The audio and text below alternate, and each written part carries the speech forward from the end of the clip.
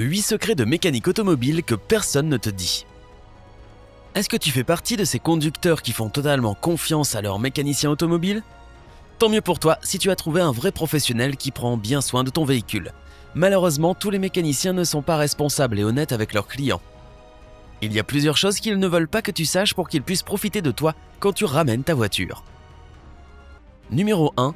La batterie de ta voiture doit être remplacée. Le mécanicien t'a déjà dit que la batterie de ta voiture était morte ? Bien que dans certains cas c'est une histoire vraie, certains garages font tout leur possible pour t'inciter à dépenser ton argent. Mais en réalité, le plus gros problème avec la batterie ne vient pas de la batterie elle-même, mais des câbles qui y sont raccordés. Les endroits où ils sont fixés à la batterie sont endommagés par la corrosion. Par conséquent, la batterie ne peut plus fournir à la voiture autant de puissance qu'auparavant.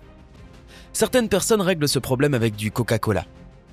Ils versent le soda sur les endroits où les fils sont attachés à la batterie et le Coca élimine la corrosion.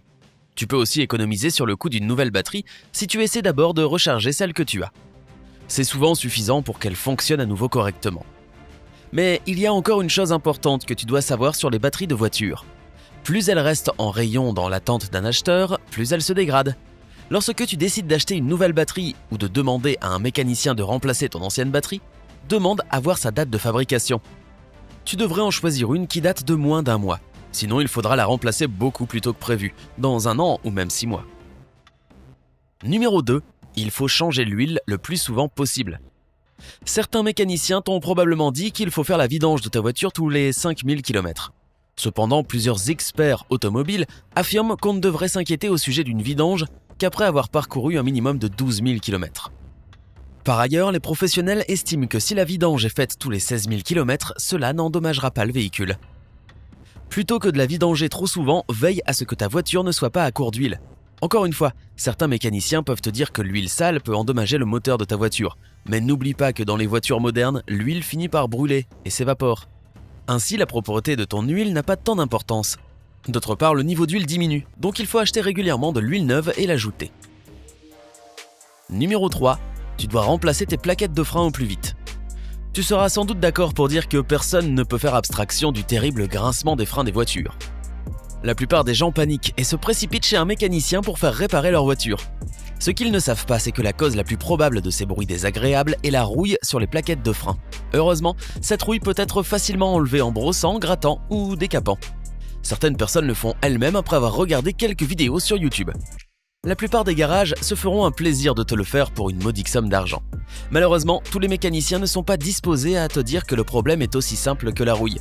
Ils te diront que tu as besoin d'un tout nouveau jeu de plaquettes de frein. Méfie-toi, et si tu as des doutes sur ce diagnostic, va voir un autre garagiste.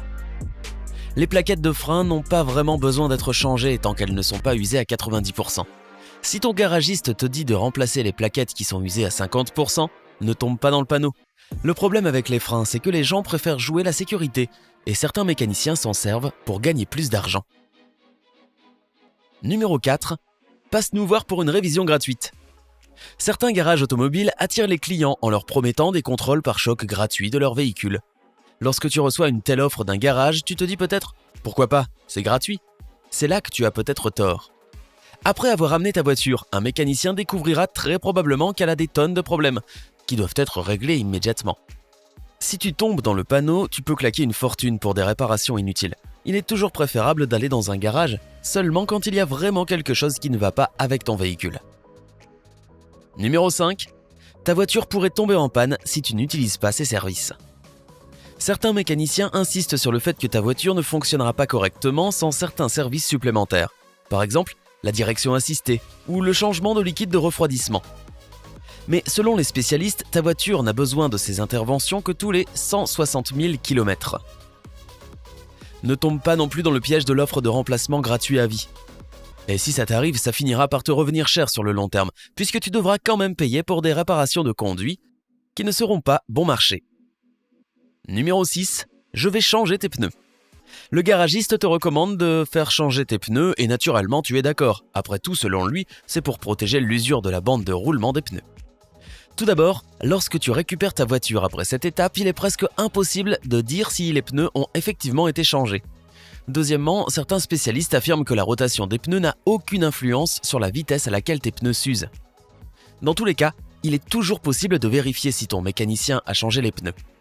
Avant de te rendre au garage, marque les pneus à la craie.